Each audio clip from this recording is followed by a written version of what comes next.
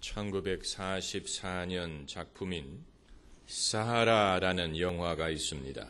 험프리 보가트가 주연을 한 영화입니다. 2차 대전 북아프리카에서 미군과 독일군이 우물을 가운데 두고 대치하고 있습니다. 그런데 그 우물은 메마른 우물입니다. 물이 없습니다. 미군은 그 사실을 알고 독일군은 그 사실을 모릅니다. 그렇지만 그들은 목말라 합니다. 그래서 물을 줄 테니 무기를 내놓고 항복하라 하고 권유를 합니다. 독일군이 정말로 무기를 내버리고 항복을 하는데 아무도 기대하지 않았지만 독일군 포탄이 떨어졌던 자리에 웅덩이가 생기면서 그 웅덩이에 우물물이 터져 나옵니다. 그래서 죽을 뻔하던 양쪽 병사들이 살게 되었다라는 그런 줄거리입니다.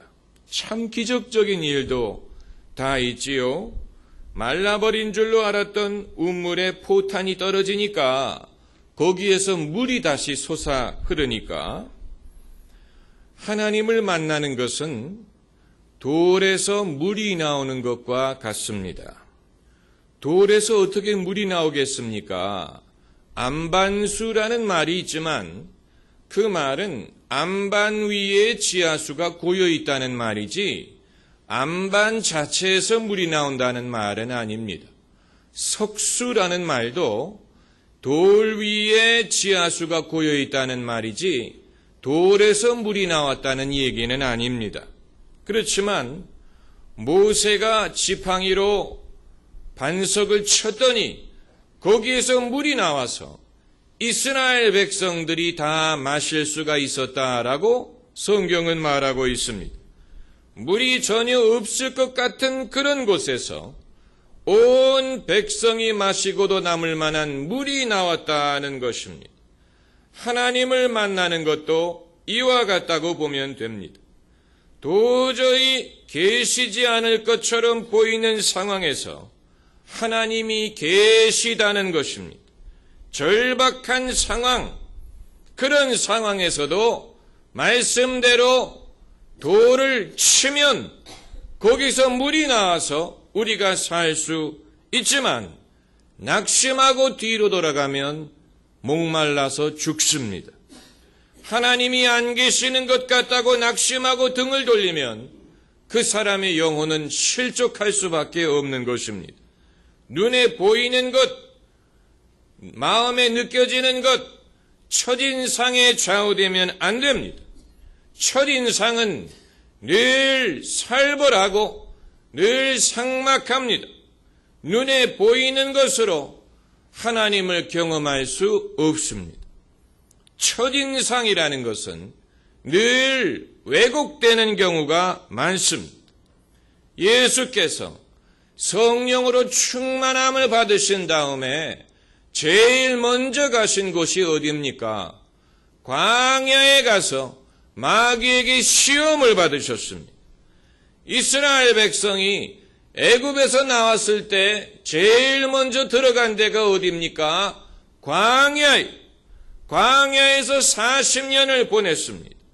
다윗이 골리앗과 싸워 이기고 돌아왔을 때 그를 기다리고 있었던 것이 무엇입니까? 사울 왕의 시기와 미움이었습니다. 바울이 다메섹 도상에서 예수님을 만나 회심하고 예수님의 종이 되어서 예루살렘으로 돌아왔을 때 그를 기다리고 있었던 것이 무엇입니까? 사람들의 시기, 오해, 그를 죽이려는 음모였습니다.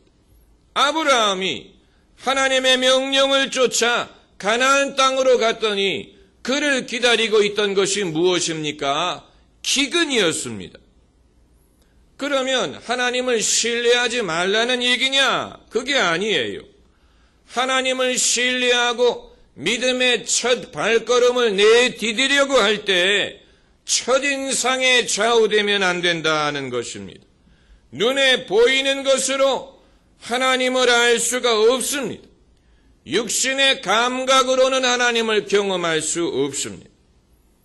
예수님께서는 세상 죄를 지기 위하여 이 세상에 오신 것뿐만이 아니고 천국을 계시하시고 하나님 아버지를 우리에게 계시하기 위하여 오셨는데, 하나님이 어떤 분인가 대해서 예수님이 제시하신 몇 가지 아주 중요한 단서가 있습니다.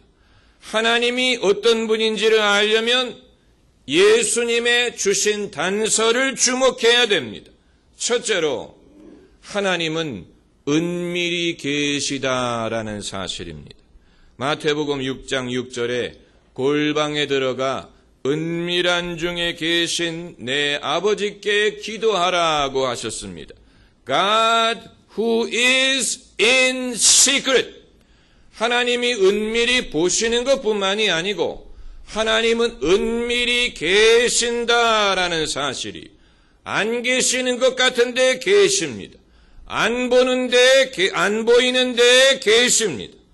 그러므로 하나님을 경험하기 위해서는 우리 모두에게 골방과 같은 하나님과 나만의 공간이 있어야 됩니다. 하나님과 나만의 이 은밀한 시간이 있어야 됩니다. 하나님과 나만의 은밀한 사귐이 있어야 됩니다. 만일 사람이 결코 고요한 것을 견디지 못하고 늘 누가 옆에 있어줘야 된다면 그 사람은 하나님을 만날 수가 없습니다. 하나님은 은밀한 중에 계시기 때문에 우리가 음악을 끄고 TV를 끄고 핸드폰을 닫고 은밀한 중에 계신 하나님과 사귀지 않으면 하나님을 도저히 알 수도 없고 경험할 수도 없는 것입니다. 이 사실로 인해서